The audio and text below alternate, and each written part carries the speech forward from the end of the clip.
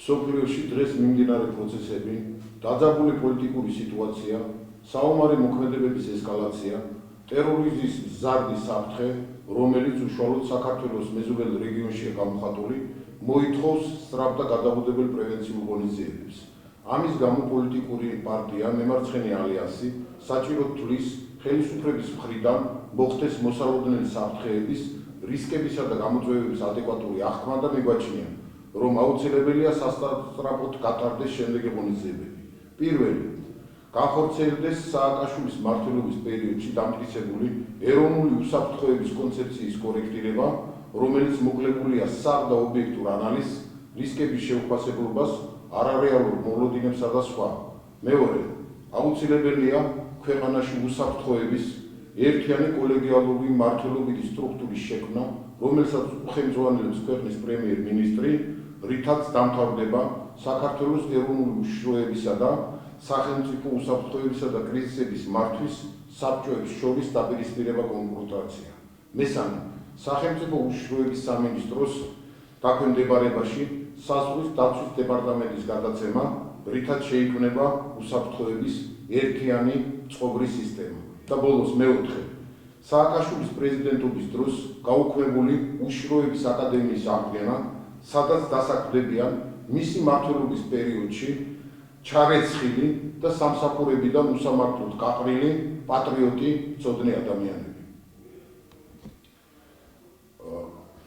ამ 4 პუნქტის წარმოდგენა პოლიტიკური პარტია მემარცხენე ალიანსიდან, როგორც ზემოთ მოგახსენეთ, გამოწვეულია იმით, რომ დღეს ქვეყანაში ფაქტიურად ტერორიზმი, მსოფლიოს დღეს ტერორიზმი აზანზარებს, თუ შეიძლება ასე ითქვას.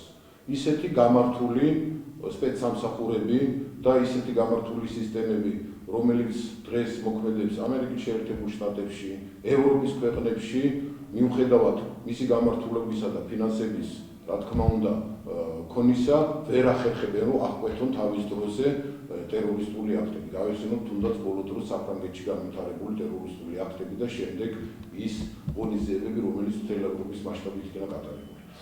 და იმ პირველ პუნქტთან დაკავშირებით, რომელშიც ჩვენ მოუწოდებთ ხელისუფლებას, რომ და პარლამენტს და განსაკუთრებით უშიშროების საბჭოს იმასთან დაკავშირებით, რომ მოხდეს ეროვნული უსაფრთხოების კონცეფციის კორექტირება, ეს რომ თავის დროზე გაკეთებული იყო კომპეტენტურად, არ ყოფილიყო მხოლოდ პიარისტების დადგმული, რომელიც სააკაშვილს ძალიან კარგად ეხერხებოდა, არ მოხდებოდა ჩვენ და სამწუხაროდ ის აგვისტოს ცნობილი მოვლენები, ომი, როდესაც რუსეთმა მოახერხა საქართველოს ტერიტორიების 40%-ის ოკუპირება და ამ ომის შედეგებს დღესაც ვიმკით ამ ცოცავი აგრესიის გამო.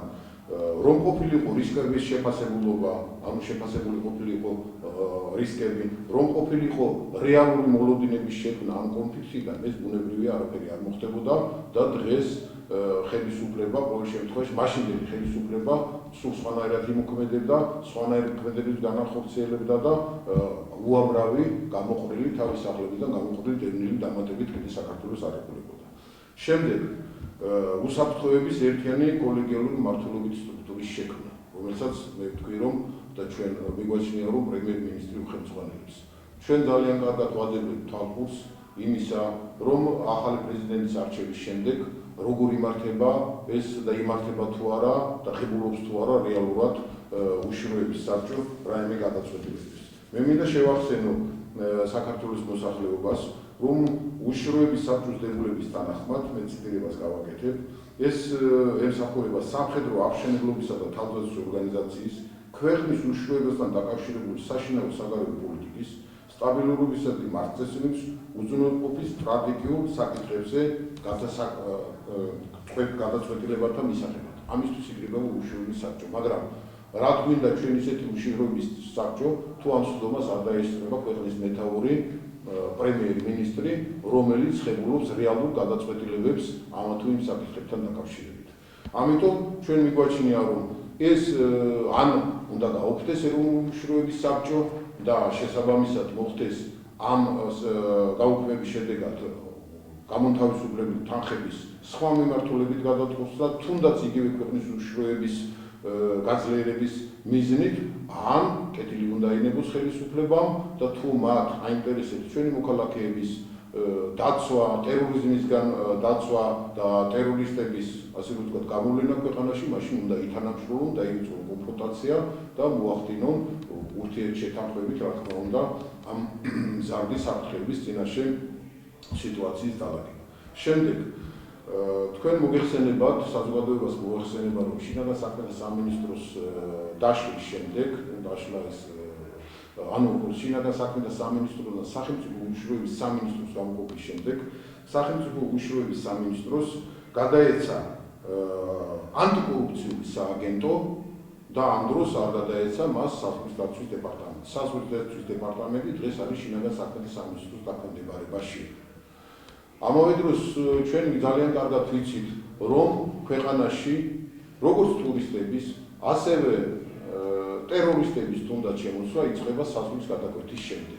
და ეს უნდა იყოს ერთიანი სისტემა. უნდა მუშაობდეს კონტრდაზვერვა, კონტრდაზვერვასთან ერთად, რა თქმა უნდა, კონტრდაზვერვის მუშაობა უნდა იყოს ერთიან მთლიან სისტემაში განხილული და აქედან გამომდინარე ჩვენ მიგვაჩნია, რომ უნდა მოხდეს თუნდაც გადათამაშება, კი ბატონო, დაუბრუნონ ანტიკორუფციული სამსახური, მის წინ შინაგან საქმეთა სამინისტროს დაუქვემდებარონ და პირიქით საზღვრის დაცვის დეპარტამენტი დაექვემდებაროს სახელმწიფო უშიშროების სამინისტროს. თუმცა ჩვენ მიგვაჩნია, რომ ძალიან ბევრი ამ კუთხით სტრუქტურა მუშაობს დღეს ქვეყანაში. ჩვენ მიგვაჩნია, რომ ერთი ანტიკორუფციული სამსახური მუშაობს ამჟამად უშიშროების სამინისტროში და ამავე დროს მე მინდა საზოგადოებაში ავხსენო, რომ ფინანსთა სამინისტროში მუშაობს საგამოძიებო სამსახური, რომელიც ატარებს ანტიკორუფციული ღონისძიებებს, ეგრეთ წოდებული ფინანსური პოლიცია. და აქაც, მეგობრებო, არის უამრავი თანხა, რომელიც შეიძლება გამოთავისუფლებული იქნას და შემდეგ, რა თქმა უნდა, ეს მიიმართოს ქვეყნის უშიშროების გამტკიცებისათვის. და ბოლოს თქვენ გახსოვთ, როგორ გააუქმა სააკაშვილმა თავის პრეზიდენტობის პერიოდში უშიშროების აკადემია და დღეს, როდესაც ძალიან არის გაზრდილი ამ ტერორიზმის საფრთხე, როდესაც საჭიროებს ჩვენი უსაფრთხოების სამსახური, რომ იქნენ გამოშვებული კვალიფიციური კადრები ქვეყნის უშიშროების გამტკიცებისათვის, გაზრდილი იქნენ კონტრდაზვერვის სპეციალისტები, იგივე საზღვრის დაცვის სპეციალისტები, იქნენ აღზრდილები, შესაბამისად მათ გაეარონ შესაბამისი ტრეინინგები, ჩვენი მეგობრების დახმარებით, ისრაელის, ამერიკის შეერთებული შტატებისა და სხვა ქვეყნების მოწინავე გამოცდილებები იქნეს გაზიარებული, ამისთვის აუცილებელია უშიშროების სამინისტროს შექმნა. და რა თქმა უნდა, იქ უნდა იქნენ მოწვეულები, პედაგოგ-მასწავლებლებად, პროფესორებად ის ადამიანები, რომლებიც წლების განმავლობაში ემსახურებოდნენ ქვეყნის უშიშროებას, უსაფრთხოებას, იყვნენ პატრიოტი ადამიანები და არიან პატრიოტი ადამიანები და რა თქმა უნდა, არიან მაღალი დონის პროფესიონალები. ეს ადამიანები სააკაშვილმა თავის დროს ჩარიცხა, იმიტომ რომ ისინი ყოველთვის დებდნენ ობიექტურ მონაცემებს ამა თუ იმ საკითხებთან დაკავშირებით და ამ საკითხების გადაწყვეტა სააკაშვილს მიაჩნდა მხოლოდ მის პრეროგატივად, მხოლოდ მისი ხუშტურის შესაბამისად უნდა ყოფილიყო ეს გაკეთებული და აქედან გამომდინარე ჩვენ მიგვაჩნია, რომ ეს უსწრაფესად უნდა იქნეს აღდგენილი და შესაბამისად უნდა